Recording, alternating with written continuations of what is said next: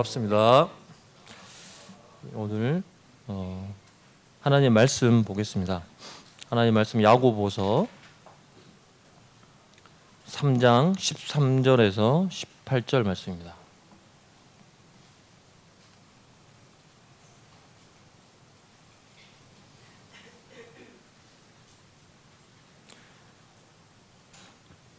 야고보서 3장 13절에서 18절 말씀입니다. 저와 우리 성도님들 교독하면서 읽겠습니다. 여러분 가운데 참된 지혜가 있고 총명한 사람이 누구입니까? 그는 올바른 삶을 통해 겸손함으로 자신의 지혜를 보여야 할 것입니다. 그러나 마음속에 이기심과 지독한 시기심이 있다면 자랑하지 마십시오. 오히려 그 자랑은 진리를 숨기는 거짓말이 될 것이기 때문입니다. 그런 지혜는 분명히 하나님께로부터 온 것이 아닙니다. 그것은 세상의 지혜이며 영적인 것도 아니고 마귀에게서 온 것입니다. 시기심과 이기심이 있는 곳에는 혼란과 온갖 악한 일이 있을 뿐입니다. 하나님께로부터 온 지혜는 첫째 성결합니다. 그리고 평화가 있고 양순하며 즐겁습니다. 또한 어려움에 빠진 자들을 돕고 다른 사람을 위해 선한 일을 하려 애씁니다. 늘 공평하며 정직합니다. 평화를 위해 힘쓰는 자들은 그들의 의로운 삶으로 좋은 열매를 맺게 될 것입니다. 아멘. 네, 오늘 말씀 제목은 하늘의 지혜와 땅의 지혜입니다. 우리 주위에 조금만 둘러보면 지혜라는 이름을 가진 사람이 적지 않습니다. 제가 아는 사람만 해도 꽤 있는데요.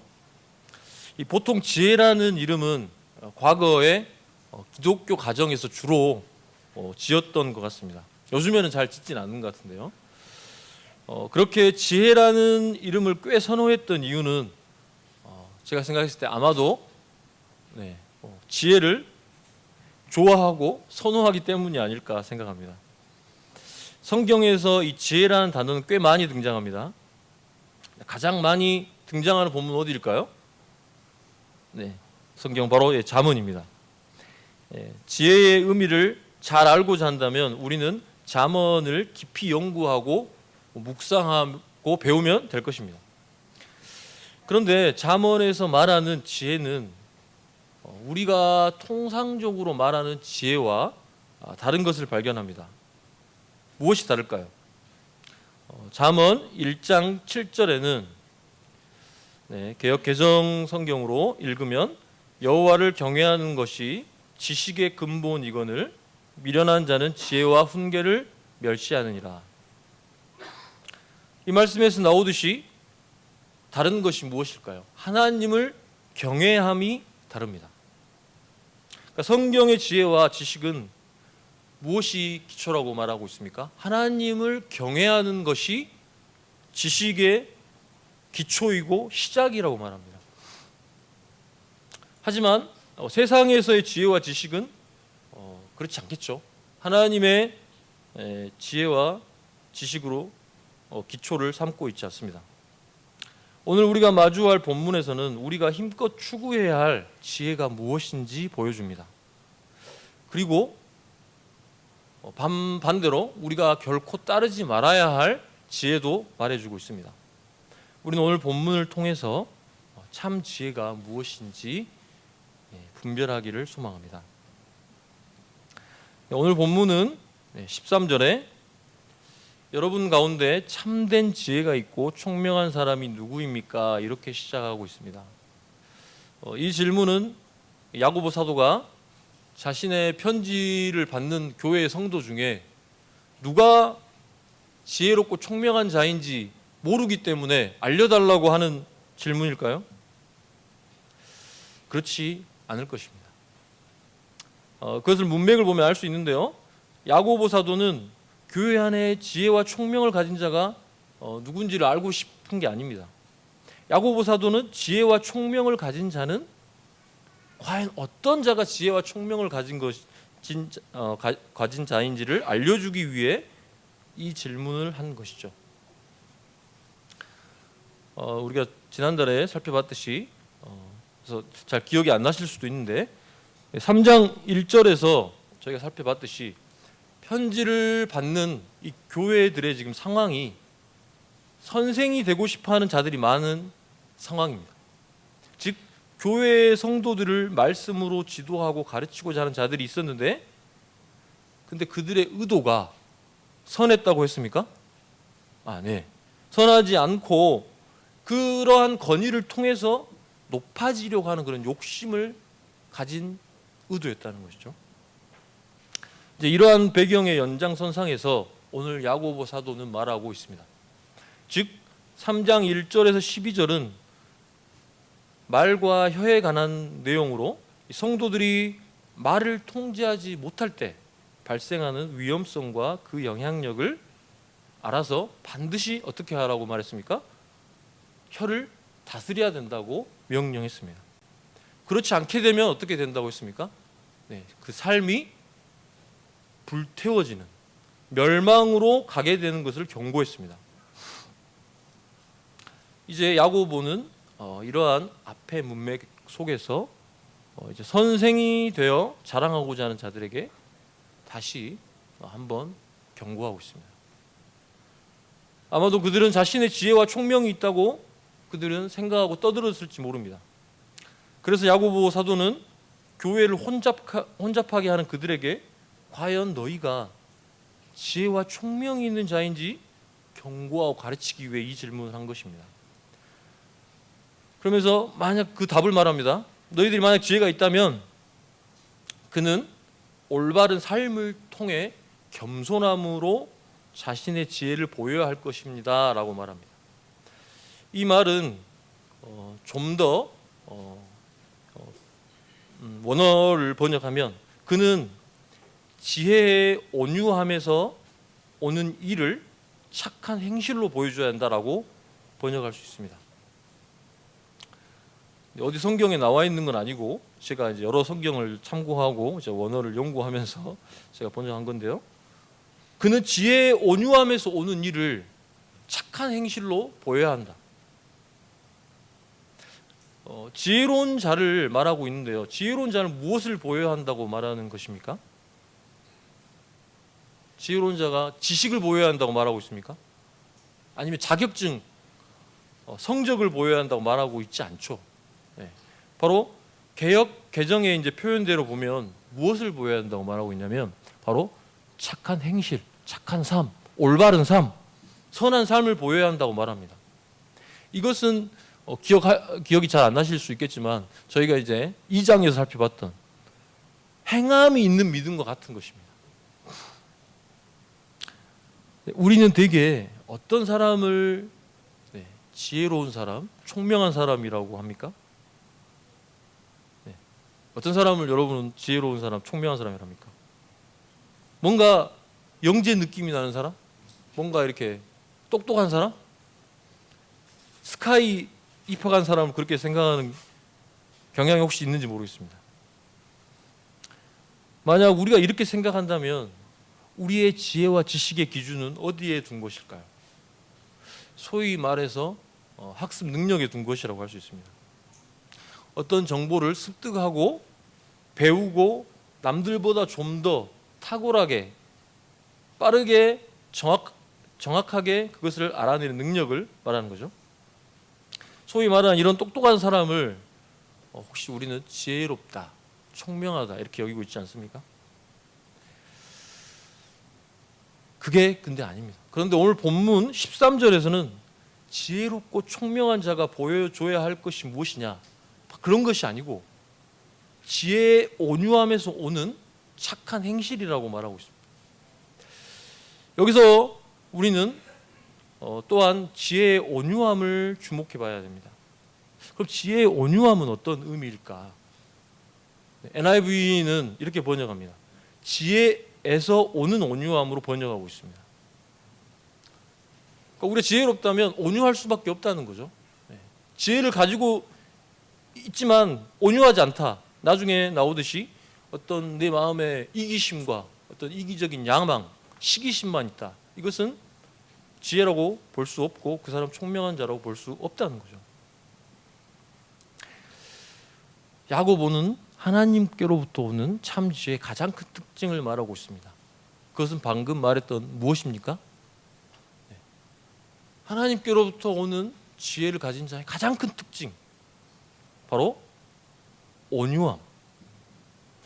온유함이 무엇입니까? 이 온유함에 대해서 성경에서 말해주고 가르쳐주는 본문이 있습니다. 바로 민수기 12장입니다. 네, 민수기 12장의 내용은 이렇습니다. 지금 제가 12장이라고 하니까는 잘 이렇게 모르실 텐데 들어보시면 무슨 내용인지 아십니다. 모세가 구스 여인, 구스는 지금으로 하면 아프리카 에디오피아계로 추측합니다. 이 구스 여인을 아내로 맞이한 것에 대해서 누가 비방을 하죠? 가장 측근이었던 미리암과 아론이 비방을 합니다. 근데 이 본문을 보면서 이 미리암과 아론이 그래 비방이 정당하다고 착각할 수도 있습니다. 왜냐하면 하나님께서는 이방인과 결혼을 반대한다고 우리가 생각할 수 있기 때문이죠. 그러나 하나님은 이방인과의 결혼을 원천적으로 반대하셨을까요? 네, 그렇지 않았습니다. 여기서 말한 이방인이란 우상 숭배를 하거나 하나님에 대한 신앙이 없는 이방인을 말합니다. 그러니까 예수 그리스도의 조상 중에 이방인이 있습니까, 없습니까? 네, 있죠. 그러니까 신앙이 없는 이방인과 결혼하지 말라는 거죠. 그러니까 대표적으로 가나안 여인들이죠. 이들에 대해서는 분명히 출애굽기 34장에 결혼을 금지했습니다. 그러나 하나님이 모세에 대해 이 부분에 대한 너가 구스 여인과 결혼했으니까 너는 책망을 받아야 돼, 벌을 내릴 거야, 이렇게 언급하셨을까요? 그렇지 않으셨죠. 그렇기 때문에 이 여인은 누구일까 추측해 보면 아마도 이 유대 족속과 함께 이스라엘 사람과 함께 거주하면서 어떤 이유에서인지 모르겠지만 추측해 보면 출애굽 당시에 같이 나오게 된 이방인 타국인이었을 가능성이 높을 거라고 추측합니다. 그렇게 거주하면서 오랫동안 살아온 그 민족의 자손이겠죠. 그렇게 산 자였을 거란 것입니다. 그러니까 하나님은 언약 백성 안에 거주하는 이방 민족을 내쳤을까요? 그러지 않습니다. 거부하거나 분리시키지 않으셨습니다. 하나님께서는 출애굽기 12장 48절에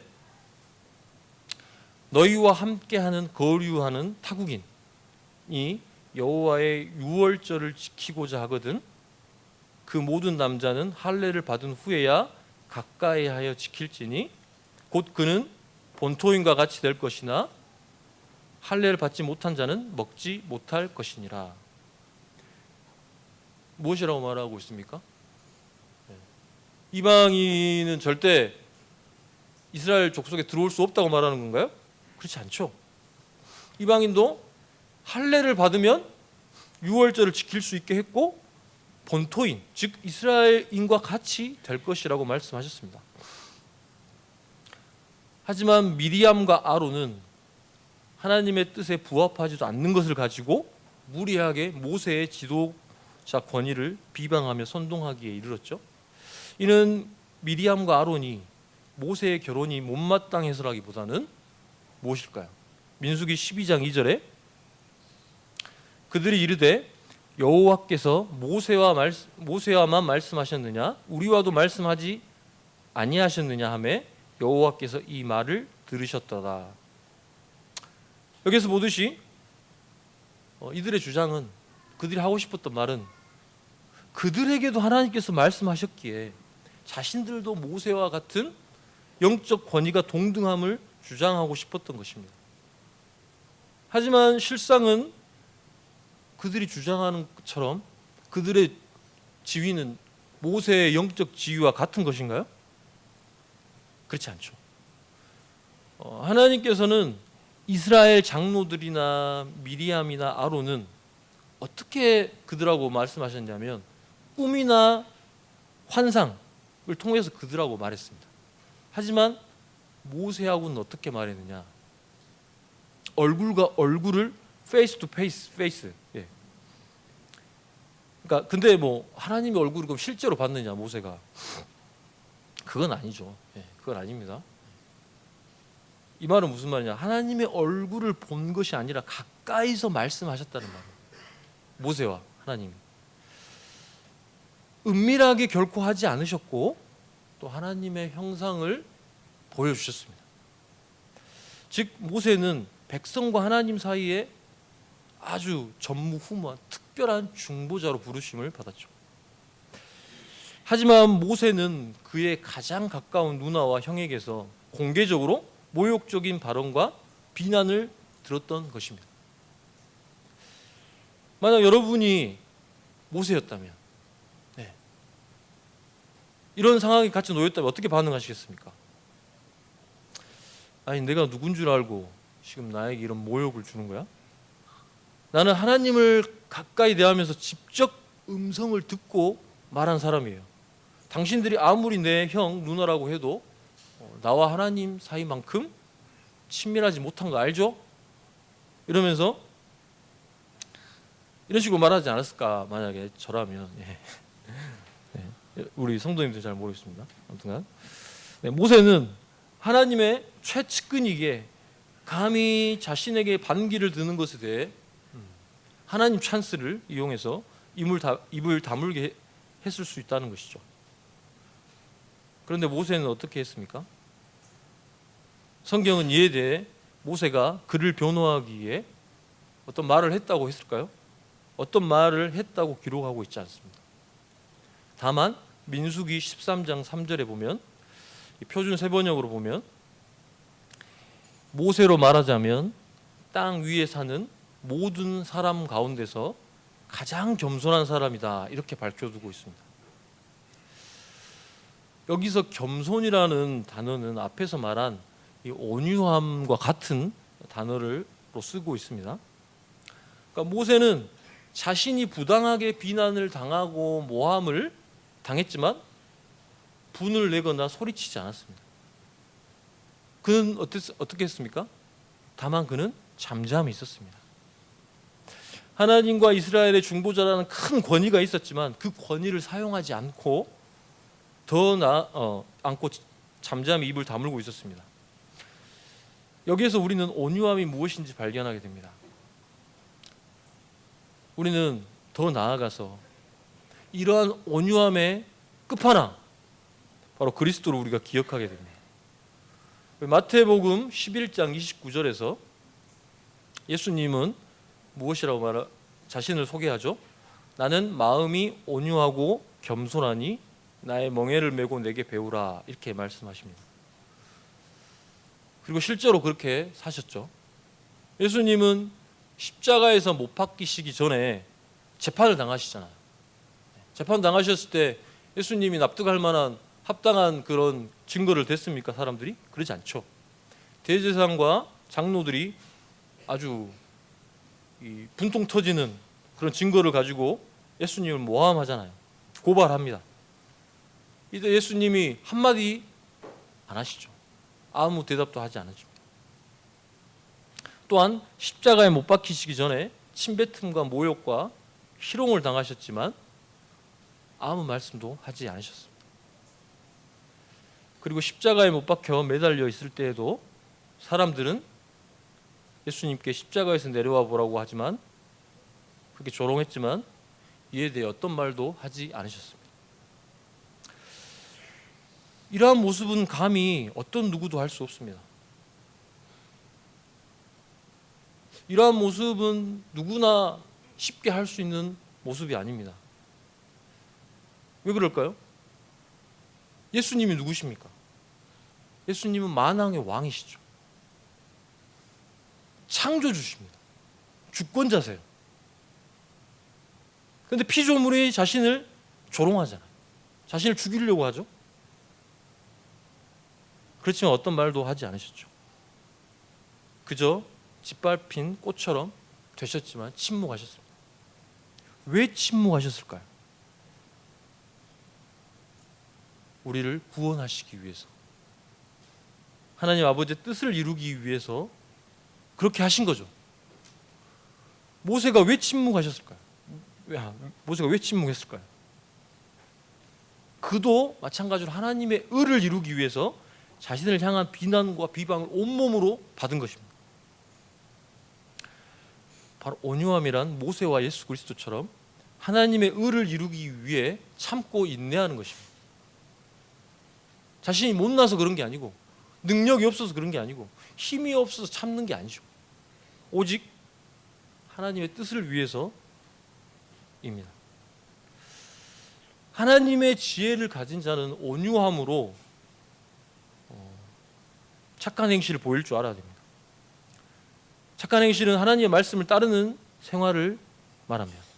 다른 사람이 칭찬하는 이 삶이 착한 삶이 아니고 하나님이 보시기에 기뻐하시는 삶, 하나님이 말씀하는 대로 살아가는 삶, 이 삶이 착한 삶입니다. 아무리 우리가 보기에는 저 사람이 착해 보여도 만약에 그 사람이 하나님의 말씀에 어긋나는 것이라면 결코 착한 일이라고 할 수 없습니다. 하나님의 뜻을 이루지 못한 방식으로 어떠한 일을 했다면 그 사람은 착한 행실을 한 게 아닙니다. 만약 모세가 그의 형과 누이에게 비방을 들었을 때 그들에게 저주하고 모욕하고 똑같이 비방했다면 모세는 하나님의 의를 결코 이룰 수 없었습니다. 착한 행실은 지혜의 온유함으로 해야 합니다. 이러한 지혜가 과연 어떤 것인지, 그렇다면 지혜가 어떤 것인지에 대해서 뒷부분에 설명하고 있습니다. 그런데 그것을 설명하기 전에 먼저 참 지혜가 아닌 것을 14, 16절에 설명해 주고 있습니다.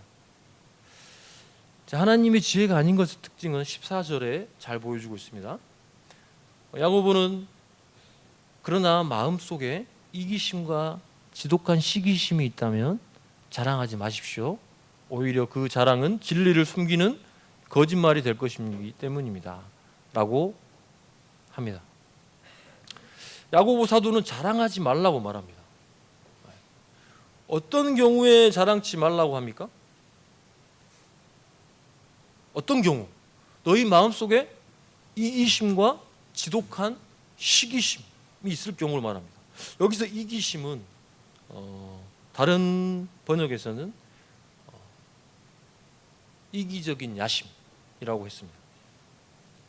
만약 마음속에 지독한 시기심과 이기적인 야심이 있다면 자랑하지 말아요. 무엇을 자랑하지 말라는 것입니까? 바로 여러분의 지혜와 총명을 자랑하지 말라는 거죠. 그 동기가 어떤 동기? 마음속에 시기심과 이기적인 야심이 가득할 때 자랑하지 말라는 것입니다. 만약에 자신이 지혜가 있다고 총명하다고 여겨서 그것을 자랑하고 싶다면 어떤 때 자랑할 수 있을까요? 마음속에 지독한 시기심과 이기적인 야심이 없을 때 가능합니다. 그런데 사람들은 보통 언제 자신의 지식과 지혜를 자랑합니까? 언제 자신의 지혜와 지식을 자랑하고 싶어 합니까? 남들보다 좀 더 나아 보이고 싶을 때, 남들보다 뭔가를 더 얻고 싶을 때가 아닐까요? 물론 사람들은 다른 사람을 위해서 어떤 지식과 지혜를 전달하는 경우도 있습니다. 자신이 전해둔 지식으로 그것을 전달받은 이가 다른 이들을 도와주고 그가 어려움에서 벗어날 수 있게 할 수도 있습니다. 근데 지금 14절에서 말하는 지혜는 그러한 것이 아닙니다. 내용은 같을 수 있지만 마음의 동기와 의도는 전혀 다른 것이죠. 그 마음의 동기와 의도는 선행이 아니고 지독한 시기심과 이기적인 야심입니다.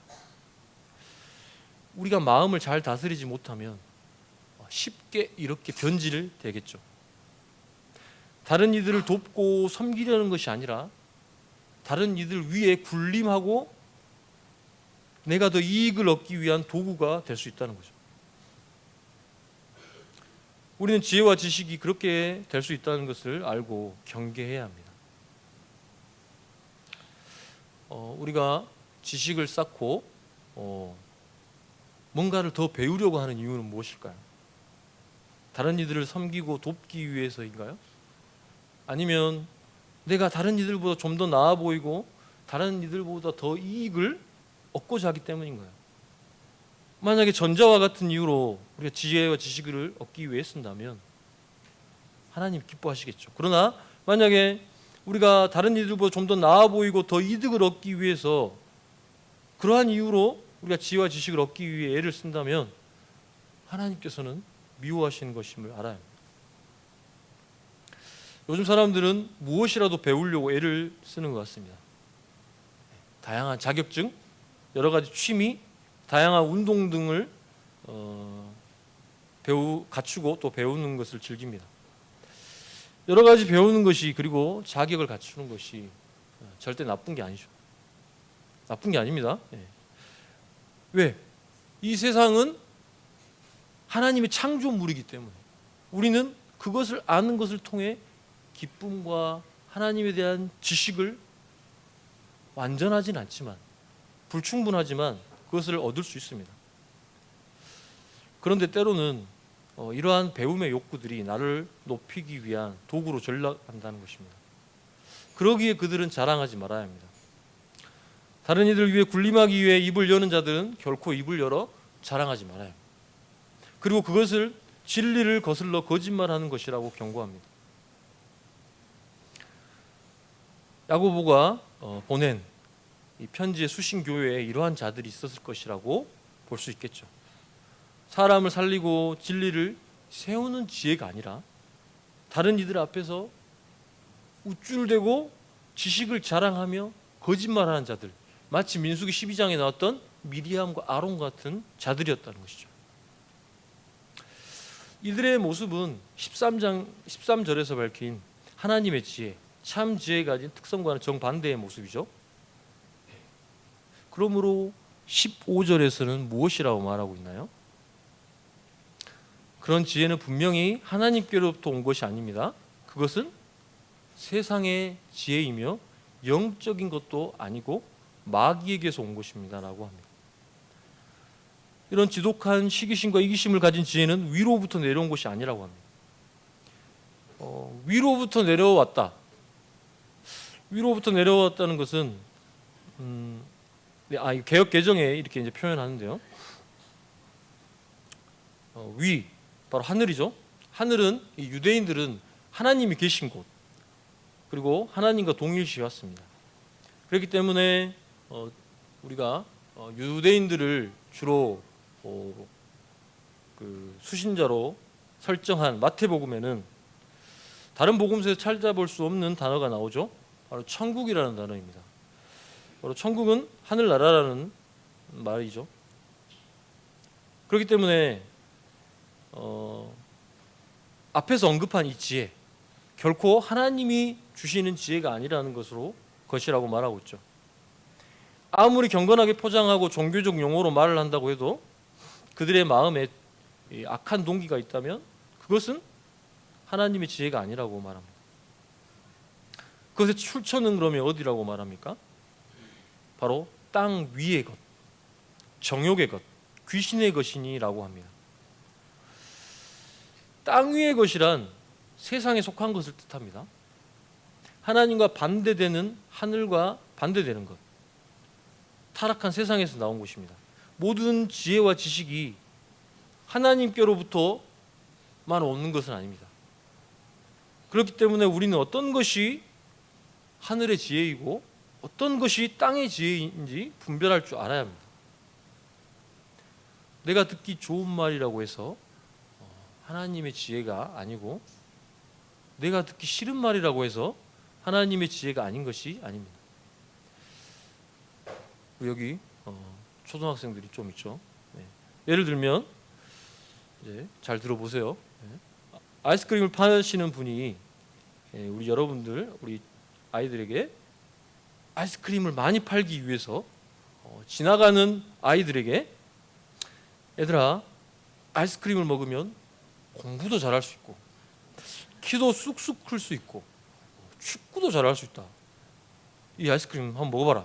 이렇게 헛된 선전을 한다면 아이스크림에 대한 정보나 지식이 부족한 아이들이 우리 초등학교 친구들 제가 무시하는 건 아니고 예를 든 겁니다. 여러분들은 똑똑할 것 같아요.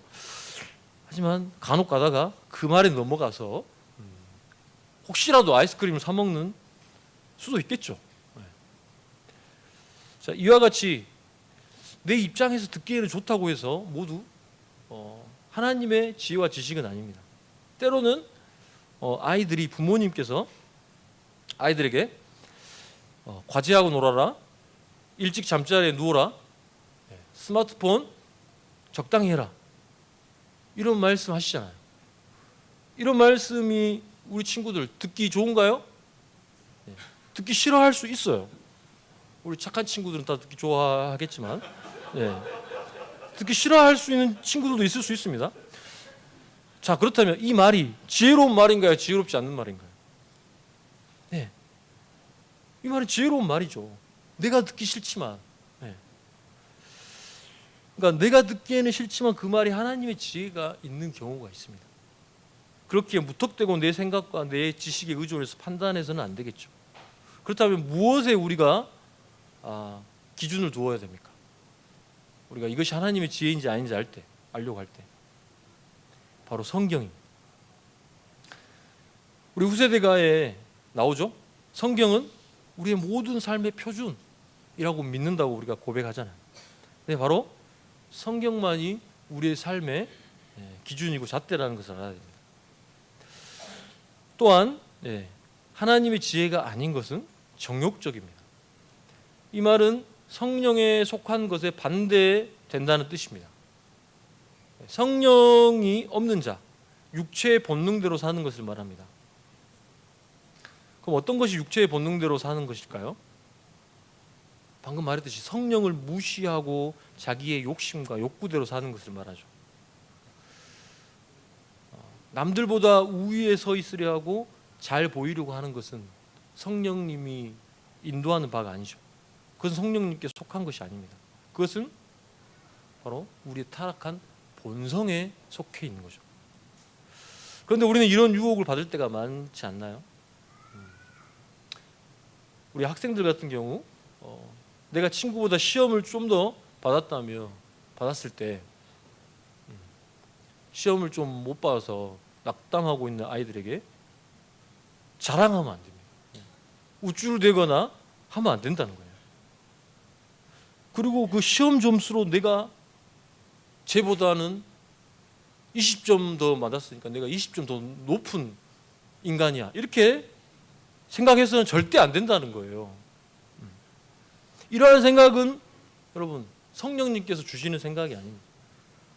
바로 타락한 본성에서 나오는 생각이라는 걸 알아야 합니다. 다음으로 이 시기심과 이기심에서 나오는 하나님이 주시지 않는 지혜의 특징은 마귀적입니다. 이 말은 이러한 지혜의 근원이 마귀로부터 오는 것이고 마귀가 가지고 있는 지혜와 같다는 것입니다. 그럼 마귀는 누구입니까? 뿔 달린 귀신이 아니고요. 마귀는 잘 들어보세요, 우리 초등학교 친구들.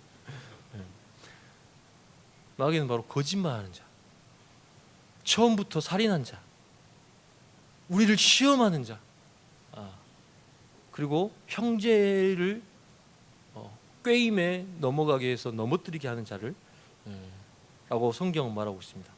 바로 첫사람 아담을 유혹했던 자가 마귀죠. 그 마귀의 가장 큰 특징이 뭡니까? 바로 거짓말하는. 거짓말이란 다른 게 아닙니다. 하나님의 말씀을 변형시키는 것, 하나님의 말씀을 부정하는 것, 이것이 거짓말이죠. 우리는 시기심과 이기심은 마귀적인 것이라는 것을 알아야 됩니다. 마귀는 우리 형제를 넘어뜨리게 하고 무너지게 하고 일어서지 못하게 만들고자 합니다. 시기심과 이기심에 사로잡혀 남의 것을 속여 빼앗으려고 합니다.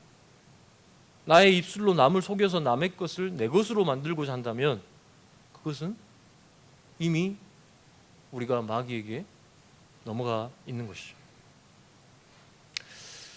우리나라가 이 세계 보건기구 WHO에서 발표했는데요. OECD 국가 중에 사기를 가장 많이 치는 나라 1위로 이렇게 발표됐습니다. 뭐 사기에는 여러 종류가 있죠. 뭐 부동산 사기도 있고, 뭐 보험 사기도 있고, 금융 사기도 있고 이런데 우리가 뭐 흔히 뭐 뉴스에 보면 보험 사기가 많이 나오지 않습니까? 살짝 다쳤는데 보험금 얻으려고 몇 달을 입원해 있기도 하죠. 심지어 가족을 이용해서라도 보험금을 속여서 취하는 것을 우리가 듣습니다. 마귀는 우리에게 너 그렇게 거짓말 안 하고 정직하게 살면 너만 손해야. 다른 사람들도 다 그렇게 하는데 너만 별나게 착하게 살 필요 없어. 적당히 거짓말도 해야 돼. 이렇게 속삭인다는 거죠. 우리는 이러한 속삭임이 마귀적인 것을 알고 경계하고 멀리해야 함을 잊지 말아야 합니다. 결국 이러한 하늘로부터 오는 지혜가 아닌 마귀적인 지혜가 있는 곳은, 즉 지독한 시기심과 이기적인 야망이 넘치는 곳에는 16절에 무엇이 있다고 말하고 있습니까? 혼란과 개역 개정에 보면 혼란과 악한 행실만 있다고 결론을 내립니다. 15절에 나타난 마귀적인 지혜, 거짓 지혜의 특징에서 우리는 그러한 지혜가 결국 가져오는 건 혼란과 악한 행실이라는 걸 보았습니다. 이는 우리가 앞서 보았던 야고보서 3장에서 말의 위험성을 연상하게 합니다. 3장 초반부에 보면 이 통제되지 않는 말은 우리의 삶을 어떻게 한다고 했습니까? 송두리째 불태워버린다고 말하고 있죠. 그리고 우리는 그 말 때문에 심판을 받는다고 했습니다.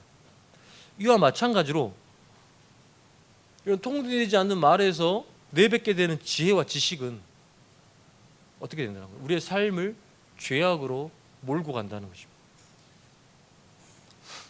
이제 야고보 사도는 이 거짓 지혜로 초래되는 무서운 결과를 보여준 뒤에 이제 참 지혜, 하나님의 지혜의 특성과 결과를 보여줍니다. 이 하나님의 지혜에 하나님께로부터 온 지혜는 첫째 성결합니다 이렇게 말하고 있습니다. 하나님께로부터 나오는 지혜의 첫 번째 특징은 순결, 성결이라고 말합니다. 이 말은 더럽혀지지 않는, 혼합되지 않는 이런 뜻입니다. 그러니까 죄로 더럽혀지지 않고 세상과 결코 혼합되지 않는 것을 말합니다. 여러분, 아무리 우리에게 세련되고 호기심을 자극하는 그런 내용이 우리에게, 그리고 또 많은 사람이 좋아하는 지식을, 그 지혜와 지식이 성결하지 않는다면 이것은 하나님께로부터 온 지혜가 아닙니다. 우리는 순결한 지혜와 지식을 받아들여야 합니다. 더럽혀진 지식을 받아들여서는 안 되죠. 요즘 매스컴에 보면 이 마약 범죄에 관한 내용이 종종 나오게 되죠. 어떤 이제 연예인들이 이제 마약을 상습적으로 했고, 마약의 성분의 음료를 청소년들에게 속여 마시게 해서 막 이렇게 사기쳐가지고 이렇게 돈을 뜯어내는 일이라든지, 그리고 미국의 어떤 도시에는 10명 중에 5, 6명이 마약과 관련되어 있고 중독이 돼서 도시 전체가 마비되었다는 뉴스를 접해 보셨을 것입니다. 사람들이 마약을 접하고 계속 찾고 중독되는 이유는 무엇일까요? 이 중에는 아무도 이렇게 하지 않았기 때문에 잘 모르시고, 저도 마찬가지입니다. 네, 저도 모르지만 한번 상상을 하고 추측을 한번 해봅니다. 근데 분명히 알 수 있는 건 처음에는 분명히 더러운 지식으로 시작을 했다는 것입니다. 어떤 누군가 이렇게 말을 했겠죠. 마약이라고 말을 안 하고 뭔가를 건네주면서 이것을 하면 현실의 문제를 잊거나 아니면 말로 표현 못할 즐거움을 얻을 수 있다는 이런 지식을 줬을 수 있겠죠. 혹시 우리는 마약은 아닐지 모르지만 중독된 나쁜 습관이 있진 않나요?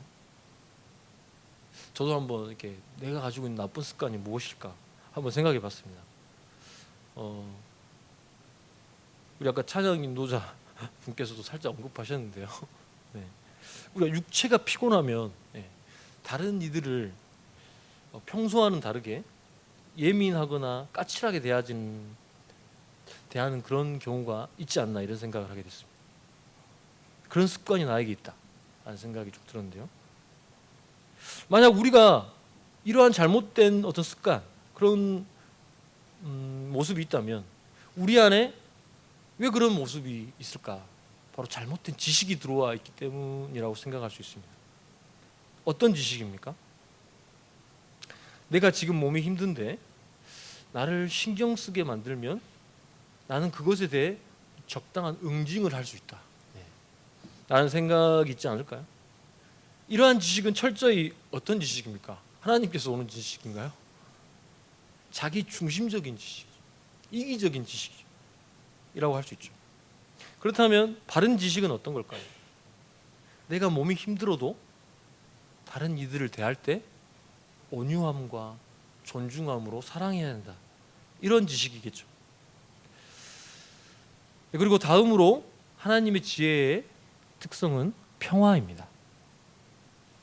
이는 하나님과의 관계, 사람과의 관계, 성도와의 관계에서 사용할 수 있습니다.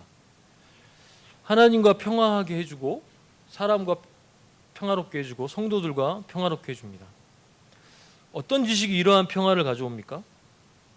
바로 하나님께로부터 나온 지식만이 평화롭게 해줍니다. 하나님의 지식으로 평화를 누리고 계신가요? 하나님과 화목하고 사람과 평화하고 가족과 화목하신가요?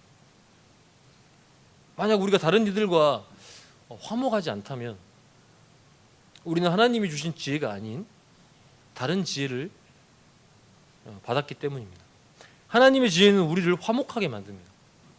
결코 반목하거나 경쟁하거나 시기하거나 이기심을 가지게 만들지 않습니다. 다음으로 하나님의 지혜의 특징은 쉬운 성경에 즐겁다라고 양순 뒤에 나오죠. 근데 개역개정은 관용이라고 말하고 있습니다. 관용은 인내와 절제 등으로 번역될 수 있습니다. 또 너그러움이라고도 할 수 있습니다. 주로 이웃과의 관계 안에서 너그러움과 친절함을 갖는 걸 말하죠. 우리는 사람들에게 너그러움과 친절함으로 대하고 있습니까? 아니면 사람을 함부로 대하고 있습니까? 다른 이들의 실수와 죄에 대해서 곧바로 비난하거나 정죄하진 않습니까? 이런 것은 나하고 먼 관계에 있는 사람보다는 가까운 가족과 이렇게 되는 경우가 있는 것 같습니다. 가족도 이웃에 해당하는 것을 우리가 잊지 말아야 합니다. 가족도 우리 이웃입니다. 그렇게 알고 우리가 조급해하지 않고 너그러움으로 서로를 대해야 할 것입니다. 다음으로 양순의 덕목을 가집니다. 양순은 기꺼이 배우고 고치고자 하는 순종함을 말합니다. 그러니까 옳은 가르침과 지혜에 대해서도 어떤 사람들은 고집을 부리고 듣지 않으려고 합니다. 하지만 양순한 자는 다른 이의 책망과 충고를 듣고 순종하는 자입니다. 참된 지혜는 결코 거만하거나 교만하지 않고 진리를 순전히 받아들이고 따릅니다. 그래서 잠언 9장 8절에는 시편 141편 5절에는 이런 말이 나옵니다. 의인이 나를 칠지라도 내가 은혜로 여기고 책망할지라도 머리에 기름같이 여겨서 내 머리가 이를 거절하지 아니할지라. 하나님의 말씀이기에 자신의 편협하고 어긋난 생각을 버리고 그것을 순전히 받아들이고 따르는 것입니다. 또한 지혜는 긍휼과 선한 열매가 가득합니다. 지혜는 긍휼은 자신에게 잘못한 사람이나 가난한 자들에게 베푸는 것이죠. 그리고 선한 열매는 긍휼을 베풀 때 드러나는 결과입니다. 긍휼을 베푸게 될 때 거기에는 무엇이 따라올까요? 긍휼을 베풀면 거기에는 기쁨과 사랑과 은혜와 감사 그리고 행복이 따라옵니다.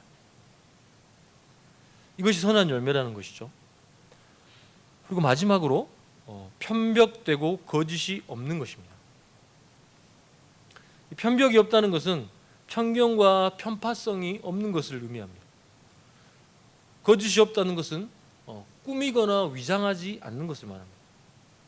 그러면서 이제 야고보는 이제 18절에서 이 본문에 대한 결론을 내리고 있습니다. 개역 개정은 이를 화평하게 하는 자들은 화평으로 심어 의의 열매를 거둔다고 합니다. 하나님의 지혜를 가진 자들은 무엇을 만듭니까? 화평을 만듭니다. 평화를 만듭니다. 이들은 분노와 시기심과 이기심으로 지혜를 대하지 않습니다. 이들은 평화와 지혜를 심어 의의 열매를 맺는다고 말합니다. 이 의의 열매는 무엇일까요? 바로 성화와 영생이라고 할 수 있습니다. 이 두 가지 모두 다 성경에서 보여주는 거죠. 결국 하나님의 지혜가 우리에게 가져다 주는 것은 우리의 성화이고 영생입니다. 여러분, 이 땅에서 가장 우리가 누릴 수 있는 큰 복이 무엇입니까? 바로 이 성화입니다. 그리고 우리가 장차 받을 수 있는 가장 큰 복이 무엇일까요? 바로 영생입니다. 이 최고의 복, 이 복을 하나님의 지혜가 가져다 주신다는 거죠. 오늘 우리는 지혜에 관하여 말씀을 보았습니다. 잠언에서는 지혜를 사람의 인격과 같이 표현하고 묘사하고 있습니다. 지혜가 길거리에서 부르며 광장에서 소리를 높이며 시끄러운 길목에서 소리를 지르며 성문 어귀와 성중에서 그 소리를 바라며 라고 말합니다. 오늘 본문에서도 이 지혜는 어떤 문자라고 말하고 있지 않죠. 어떤 비인격이라고 말하고 있지 않습니다. 여기서 말했던 지금의 지혜의 특징과 결과가 어떤 것입니까? 바로 우리의 마음과 성품과 연관되어 있다고 말하고 있죠. 그러니까 말로써 베풀어지는 이 지혜가 사람의 인격과 삶을 결정짓는 것이 될 수 있다는 것을 보여줍니다. 여러분, 이 세상에는 많은 지식과 지혜가 있습니다. 우리는 정보의 홍수 속에 살고 있죠. 언제든지 우리는 정보를 쉽게 접할 수 있죠. 집에서 우리는 비행기를 타지 않더라도 지구 반대편에 있는 자와 인터넷을 통해 쉽게 소통할 수 있는 그런 시대에 살고 있습니다. 이러한 시대에 사는 우리에게 야고보가 가르쳐 주는 것은 무엇입니까? 누가 지혜자고 누가 총명한 자인가? 바로 하나님의 지혜를 소유한 자라고 가르쳐 줍니다. 여러분, 교회나 가정이나 직장에서 누가 지혜로운 자일까요? 하나님의 지혜를 소유한 자입니다. 학식, 학력, 부, 명예, 권력 있는 자가 아닙니다. 우리는 착각해서는 안 됩니다. 세상의 기준, 땅의 기준으로 땅의 지혜로 우리가 판단해서는 절대 안 됩니다. 우리가 내뱉는 지혜와 지식, 말과 행동이 성결하고 화평하고 관용, 양순, 긍휼, 편견과 거짓이 없는 그런 선한 열매를 맺고 있습니까? 우리가 만약 그렇지 않고 지독한 시기심과 이기적인 야망이 가득해 있다면 우리의 입 가운데, 우리가 베푸는 말 가운데, 그러면 우리는 입을 닫아야 합니다. 멈춰야 합니다. 우리 행동을 멈춰야 합니다. 이렇게 우리가 하늘로부터 오는 하나님의 참 지혜가 우리의 각자의 입술과 행동과 삶에 가득하기를 간절히 바라겠습니다. 주님, 우리에게 하늘의 지혜를 허락하셔서 우리가 주님을 온전히 붙잡고 주의 의를 이루기 위하여 살아갈 수 있는 은혜를 주시니 하나님 감사합니다. 이 땅의 지혜를 쳐다보지 않고 이 땅의 것들에 현혹되지 않고 오직 우리 주님께서 부르신 그 부르심, 의의 열매를 맺기 위하여 살아갈 수 있는 저희들이 다 될 수 있게 주님 도와주옵소서. 예수님 이름으로 기도합니다.